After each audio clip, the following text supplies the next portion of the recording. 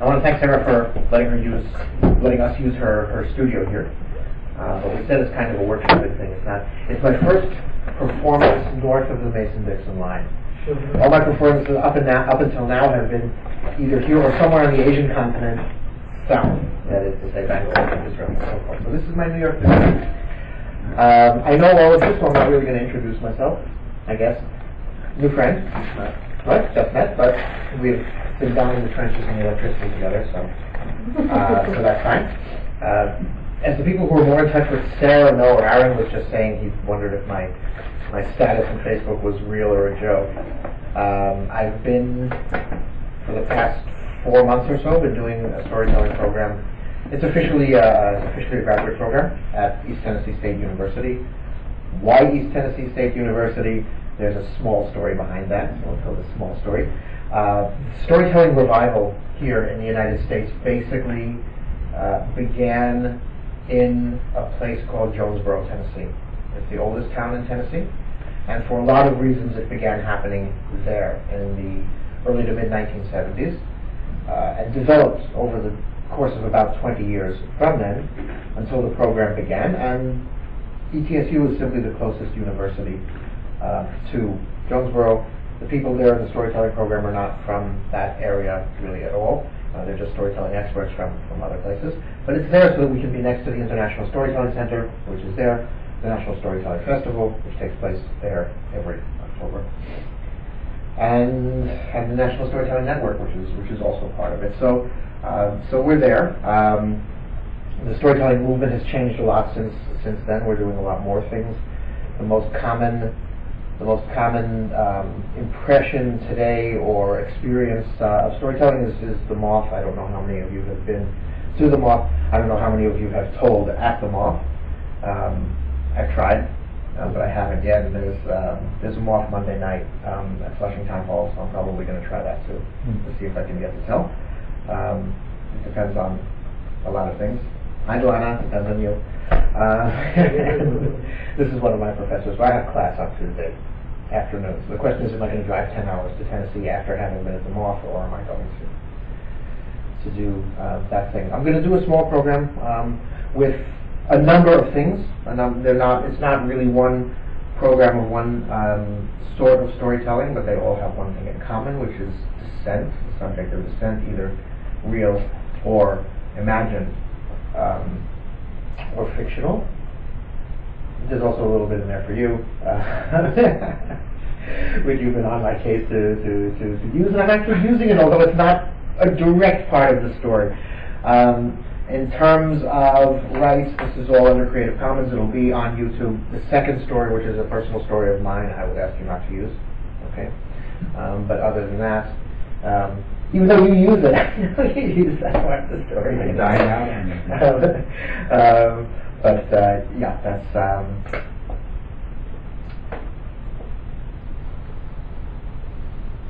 Once upon a time, there was a very poor family living in the woods of Norway. And there was an old woodcutter and his wife, and they had one son named Hans.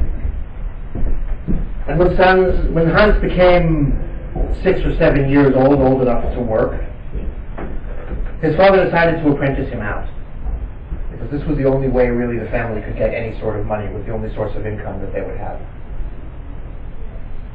So he took his son and apprenticed him to a carpenter, and as he was walking on the road, an old man with a gray beard and a gray hat stopped them on the road and said, "Where are you taking that boy?" And he said, "Well, I'm taking my boy out to apprentice him." And he said, "I will give you," the old man said, "I will give you $2 a year if you will apprentice him to me." The father thought this sounded like a good idea, since the carpenter was only willing to give him $1 a year. And so he gave over the boy, and the deal was done. The old man took the boy to a door in the side of the mountain. And he brought the boy in and he said, "Boy, 3 things you have to do. Every day you'll sweep the floor. And every day you'll wash the windows And every day you'll make the beds.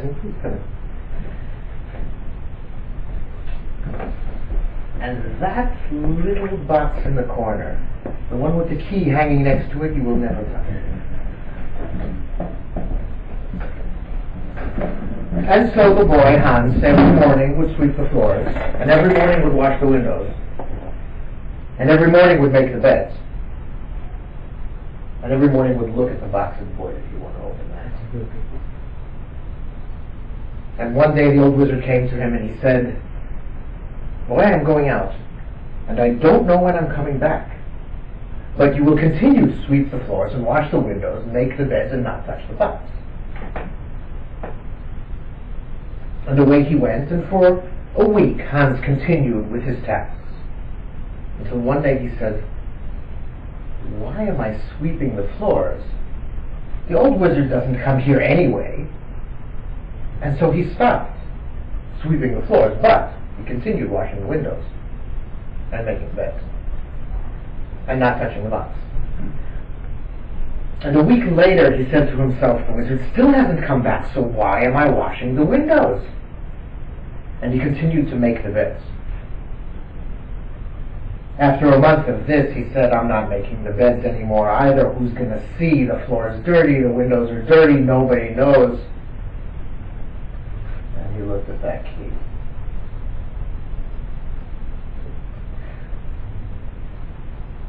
It took about 2 or 3 hours for him to walk over and take down the key. And he opened the key, opened the door, and looked inside the box. And there was a small book. And in the book was written only one thing. It was a spell how to change yourself into anything you want. So he read. And he read. And every day he would read it again and again until he had memorized it completely. And by the time he had actually memorized this spell and put the book back in the box, he was already strapping it away. And so he went to his parents' house and he knocked on the door. His father opened the door. And for a moment he didn't recognize him. And then his father said, "Hans?" And he said, "Yes, father, it is me." He said, "What are you doing here?" He said, "My apprenticeship is over, but I have a gift for you." He said, "What is the gift?"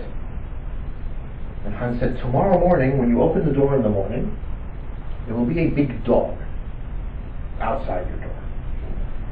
Take that dog and take it to the royal keep and sell them that dog for $100. And then you'll have $100 more than you have now." And the father thought it was a crazy idea, but and Hans went away. And the next morning there was a knock on the door, and he opened the door, and there was a big dog sitting outside his door, whose face was a little bit like Hans. And the father took the dog to the keep, and he sold the dog for $100, and he went home. He and his wife were very happy, of course. And at about 3 o'clock that afternoon, there was a knock on the door. And he opened the door, and there was Hans. His neck was a little bit red. And he said, "Tomorrow morning, when you open the door, there's going to be a cow outside. And take that cow and take it to the keep and sell it to the king's butcher. But it's very important, 2 things. 1, that you take the bridle off the cow. And second of all, don't come back on the road. Come back the long way through the forest." And his father said, "But why sit?" No question. Sell the cow for $1,000, take the bridle, back through the forest. The father the next day in the morning opened the door, and moo, there was a cow who looked a little bit like Hans. So he took the cow and he took it to the butcher, who was very happy to buy the cow for $1,000. He took off the bridle and he went back and he remembered to go through the forest. And as the butcher took his cleaver to cut the cow's neck, the cow turned into a dove which flew off into the sky. The butcher realized he had been tricked. And so he gathered up a lynch mob to go find this guy who had sold him this dove cow nothing thing. And they went up the road and back the road and up the road and back the road and couldn't find him. And Hans's father hid behind a bush in the forest. And he was kind of getting the idea. At 3 o'clock that afternoon came a knock on the door. Hans was there and he said, "Father, tomorrow, when you open the door, you will find a horse. Take this horse to market to sell. For this horse, you will be able to get $10,000. And then you'll be set for life. But please remember just to loosen the bridle on this horse." And the next morning, the father opened the door, a beautiful specimen of a horse, took him to market, and a horse trader there said to him, "Hey, I'll give you $999 for that horse." And he said, no, I need $9,999. I need $10,000 for this horse. That's what I was told to take. He said, "I won't give it to you." And then he heard a voice from the other side of the market, and a little old man with a gray beard and a pointy hat said, "I will give you $10,000 for that horse." And the horse started to buck, and the horse started to whinny, and the horse started to jump, his hooves kicking in the air. And the old man came over to him and put his hand on the horse, and the horse tried to kick. But what could Hans's father do? He was offered the right amount of money. And the horse was jumping, and the horse was crying, and his mouth was foaming. And Hans's father took the money, gave the reins to the old man, but did remember also to loosen up the bridle.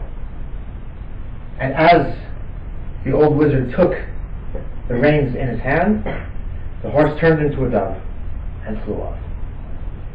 And so the wizard turned himself into a hawk and went after him. And they went up, and they went down, and they flew, and it was like an F-16 against a MiG-29 fight. Completely out of control, these two birds.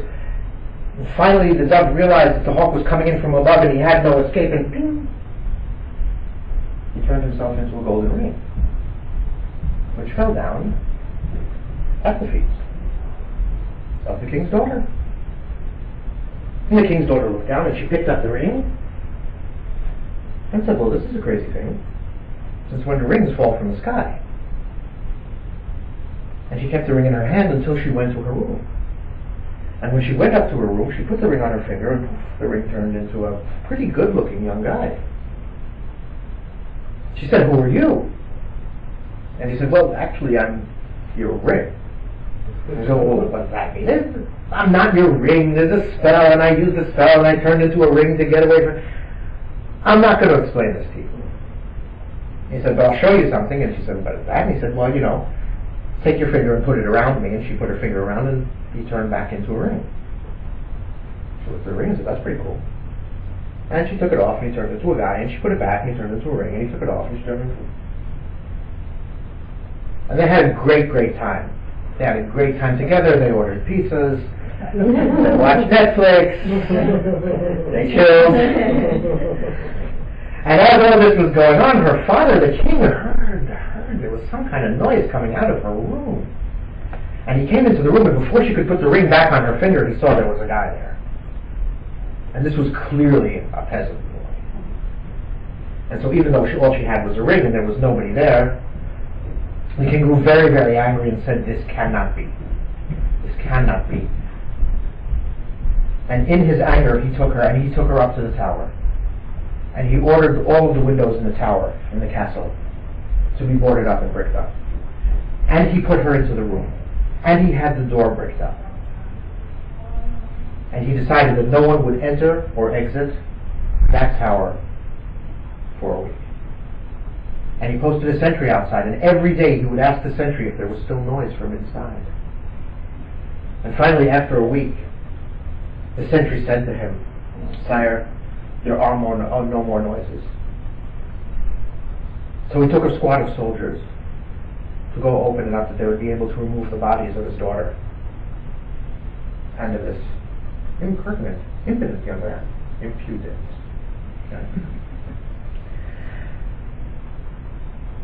And they broke down the bricks of the door, and there was nobody there. Nothing there but a hole in the floor of the tower. So someone had to descend. And the king didn't want to do it. And none of his advisors wanted to do it. One young soldier said, well, I'll give it a try. And they tied a rope and he began to lower himself down.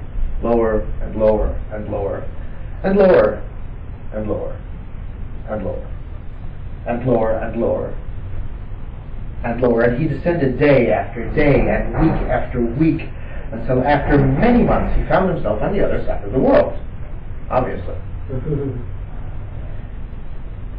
And on the other side of the world was a city made of gold, and in this gold, Hans and the princess were having a grand old time. And she was still playing with the ring, and they were still watching Netflix and eating pizza, but this time it was a kingdom all of their own. And the soldier said to her, he said to her, princess, your father is really, really sorry for what he did, and he really wants to see you back. And so she thought about it. She thought about it, and she decided, yes, okay, they could go. So the three of them set out to sail back around to the other side of the world. Hans dressed himself as a nobleman, and when they landed in the kingdom, he went to the princess's father. He went to the king, became his friend, and the king became impressed with his knowledge and with his intelligence.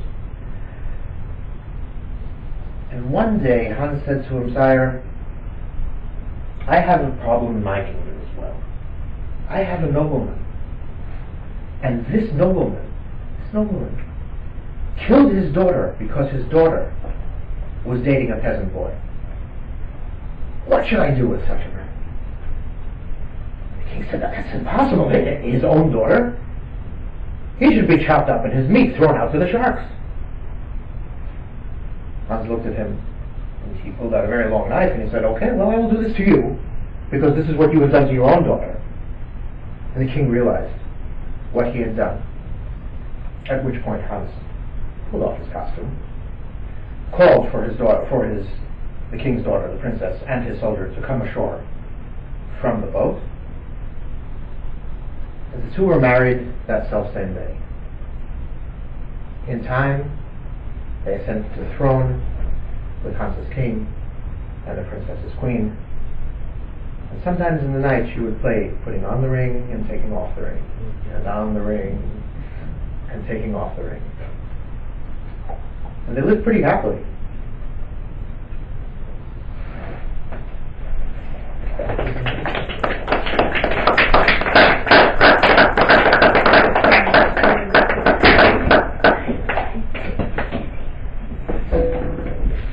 That is a Norwegian folktale.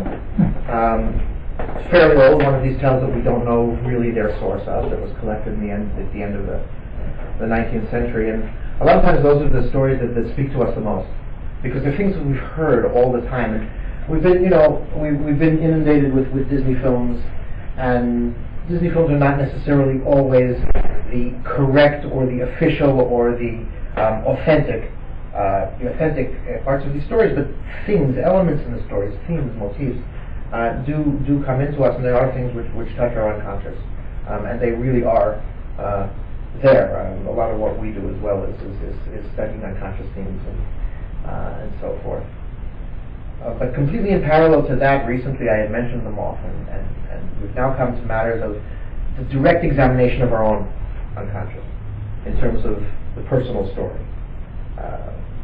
And it seems that there's a certain tropism of people to other people's personal stories, not necessarily out of a sense of voyeurism, but a sense of universal themes that we experience in our everyday life, and that when we identify these in other people's lives, we identify also this human connection that we find it very difficult to find in other ways with other people. And that seems to be the reason why we like these stories so much, and why things like The Moth are so popular. Moth and AmeriCorps and This American Life, and all of these kind of personal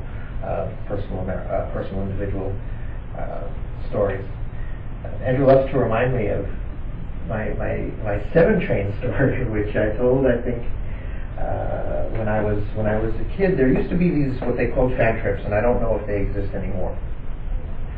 But they would take very old subway cars that were out of service, and they would rent them, and people who were subway fanatics would get on these trains, and you'd ride around the system, not stopping at any sort of stations or anything, and there would be these film run-bys where you could get off the train, and then the train would go down to the next station, and then come back on the express track, so that you could film a train in its natural environment. You know, these were the trains that were running on the 6th line 75 years ago. And my father of blessed memory was definitely one of these individuals. And for us as children, one of the most exciting things we could do was to stand in the front and to watch where the train was going. And sometimes maybe if you had a movie camera, like a Super 8 movie camera, you could watch the train going.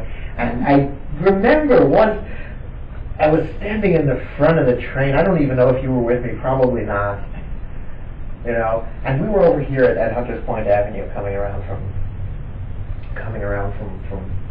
45th, and the train was going very slowly because people were standing at the edge of the platform to take a picture of the train coming down.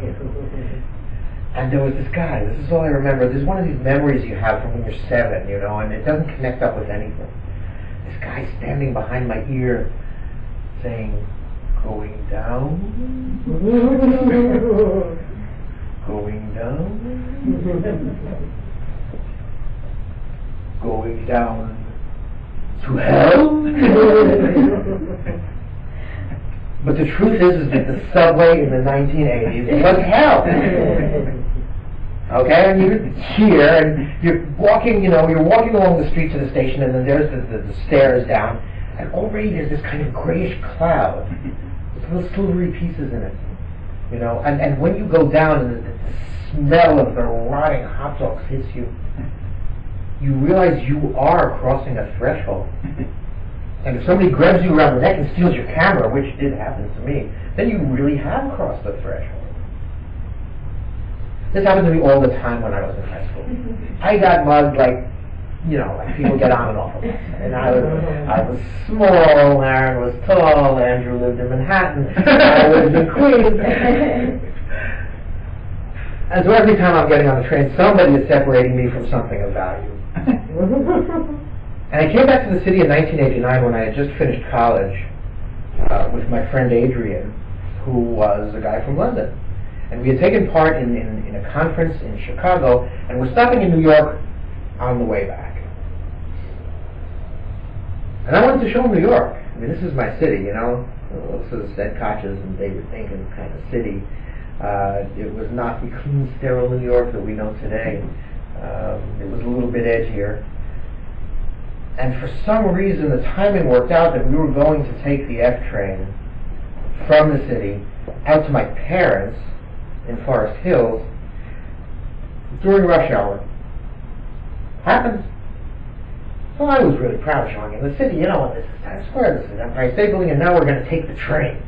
Just like the London Tube, right? We're going to take the train to my parents. So we go down and we get on the F, and on the sides of the door, you know, there's usually this little panel that you can stand next to. And it's good to stand next to the panel because then you can sleep. And if the people push in and out, you know, you don't really have to move. It's much better than standing and holding a pole if you don't have a seat. And so we're standing both sides. We get, you know, to an express station which stops for you guys. I can tell you it's Roosevelt Avenue. When I'm telling people in India, I don't tell them it's Roosevelt Avenue because they don't know what that is. It's Roosevelt Avenue, and the mass of people comes to leave the train, and I feel my pocket get lighter. Oh, shit, right? But I saw the guy. I saw the guy who had picked me, and I saw him get off the train. And I said, not this time. I had been mugged so many times on this fucking F train. It's not happening, and especially not when my friend from England is here. So he got off, and I took off after him outside the train. He went down to the other door. He wasn't planning on getting off the train, right? He was just planning on picking me. So he got back on the train, and I got back on the train, and there I saw this guy must have weighed 200 pounds. And he was at least 8 feet tall. And he's standing there, And I come in my little piping voice and I'm like, you got my wallet! And what the fuck are you talking about? And I said, no, you got my wallet and you're going to give it back to me right now! What's this guy? What? And I said, no, God damn it, I know you got it, you took it from me, and you went there, and what? My wallet back! And he took off his baseball cap, and my wallet was there. And I said, what are you talking about that? Tinky, you crazy, man? And I took it, and something I never thought would happen. And maybe it was because it was 1989 and not 1984. But the train burst out in wild cheers and whistles and shrieks. And for 1 second, I had taken this fucking city back.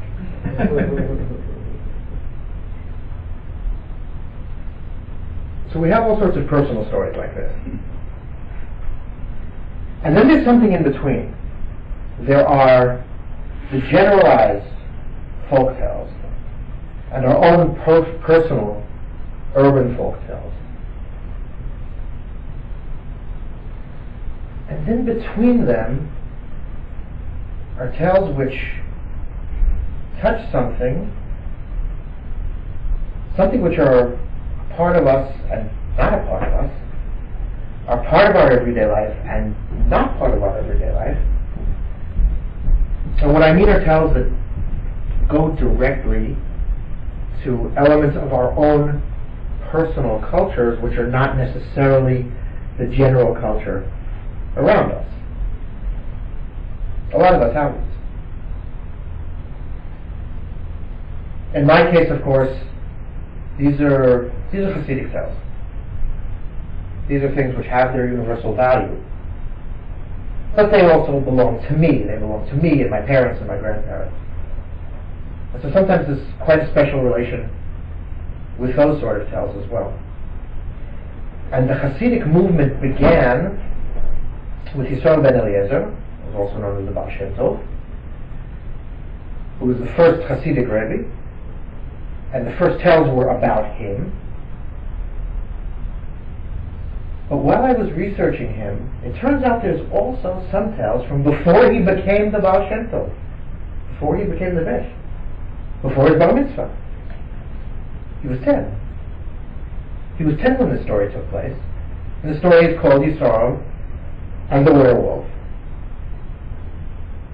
And it's my own very personal werewolf story.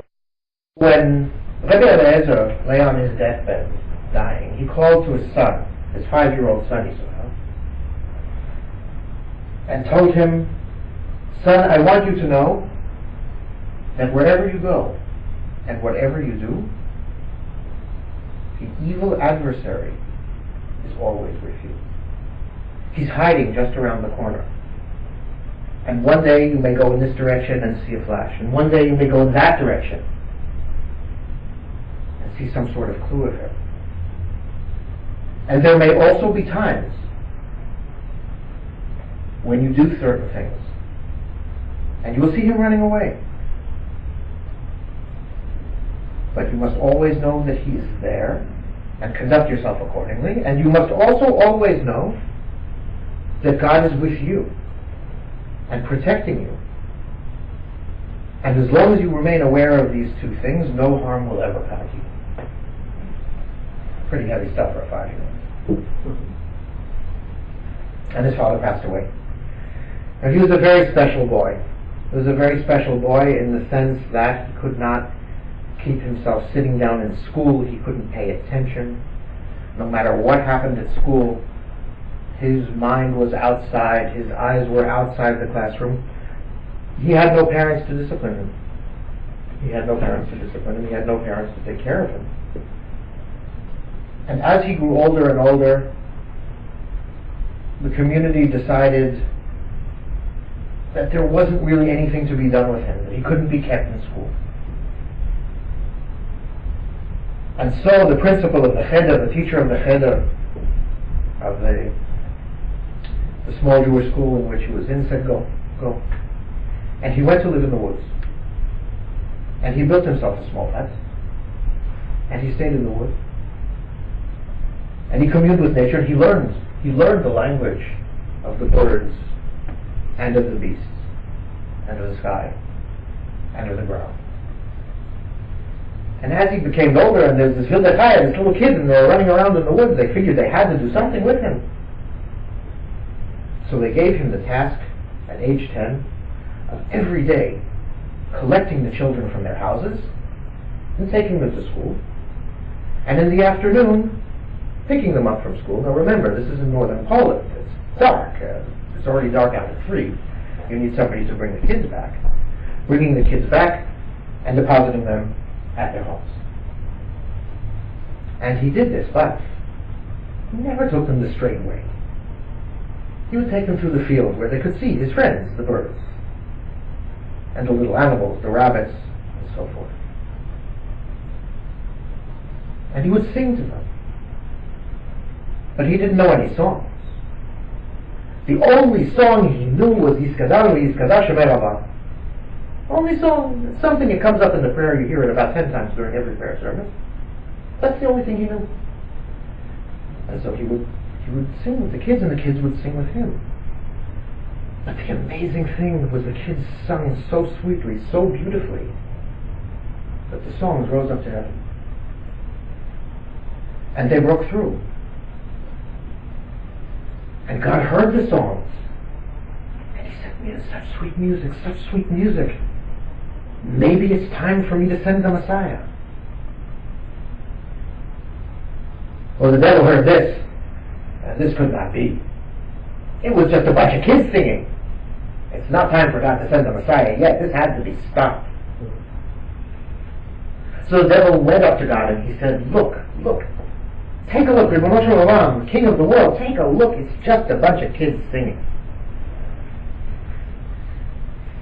Please let me do something about it. That's it. Go. And so he descended. He descended and started looking for somebody that he could possibly possess. So he went to the eagle, and the eagle said, "No, wait, what, possession? I mean, I'm good. Fish, snakes, mice, don't need a possession." And he went to the animals, to the fox. The fox said, "I got a great life, you know." I mean, the rabbit said, "I'm a rabbit, I can't be possessed by the devil. I'm a rabbit." And finally the devil saw the easiest of targets, the best of targets, and this was a man without a soul. And the man without a soul was a coal burner. He was a man who took the wood and charred it so that people would have coal to heat their houses. And so while the man was sleeping, the devil crept in, took his heart, held his heart in his satanic hand, and filled his heart only with evil. The next day, the young Yisroel came with his children through the fields, and as they passed next to the forest, there was a terrible growling.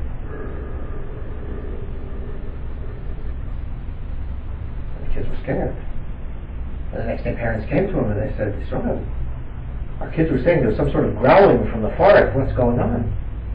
And he's like, "I don't know, probably my stomach. I don't know what the growling is." And when they walked past, the growling became stronger.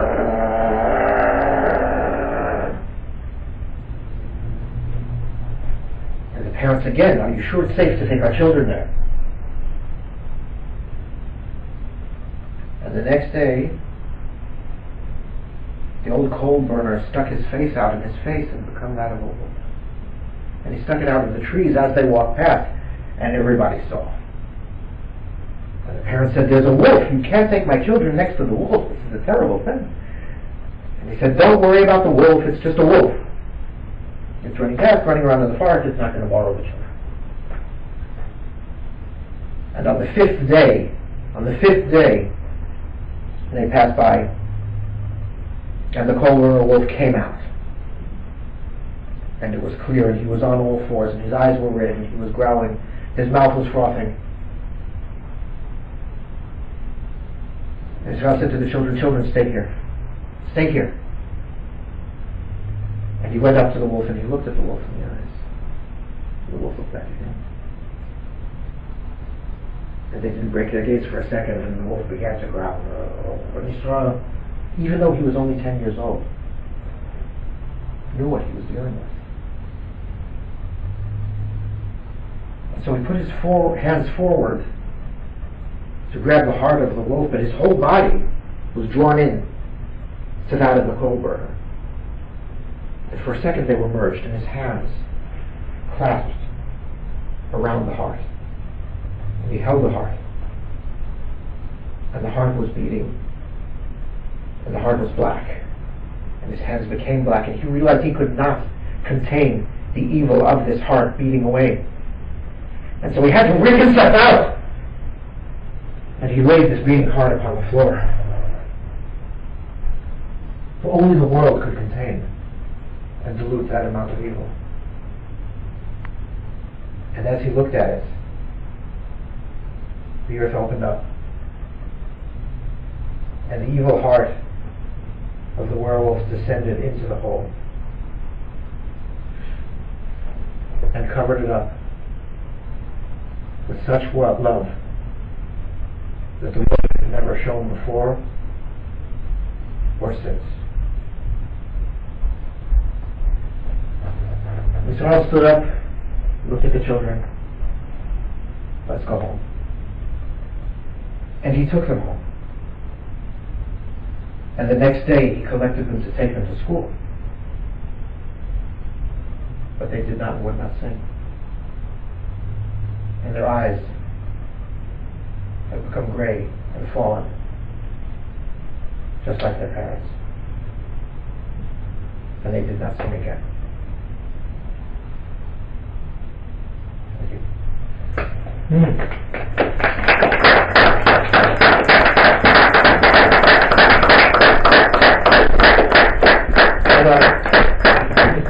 Thanks for staying, eh? Okay, that is the, I guess, formal part of the program. That's what I do. I do that all the time. Different stories, different kinds of stories. What's some of your venues? Like, what's your audience? Well, what? What's your venues? What's your audience? Where do you do these? I do a lot of schools. Mm-hmm. Obviously, a story like that I'm not going to do for school. Like teaching, like kids? Like kids, yeah, up to high school. I also do festivals. We have a lot of festivals where it's just like platform stuff, where I'll get up, I'll tell one story, and go down. Well, it'll be a group of us doing that sort of thing. That's a lot of what we do. That's a lot of what we do. We do a lot of work, of course, in the program as well, in terms of workshopping and stuff. Some of these stories. The second story, I would say, ranking second story, very polished. First story, pretty polished. And the last story I keep working on. I have a lot of difficulty with it. It's just, Hasidic stories are really hard to do for some reason. They're meant to be done by kind of like old heavies sitting around, with some glass of tea that's staining their beard or something, and they'll tell a story of the Vesh, and that's how they're supposed to work. And trying to do them as platform stories is really kind of difficult. Yeah. So, yeah. I'm not sure. Can you look this up? Who did you do them for in India? In India it was more like we had a kind of group, a circle. Sort of thing. And what's it like around here doing in New York, in this area? We just started New York. This is fresh New York. Well, visit that audience. I don't know. New York audiences can get it. There's this thing, which is, especially the first story. Why did I start with a story like this? And I said a little bit about it.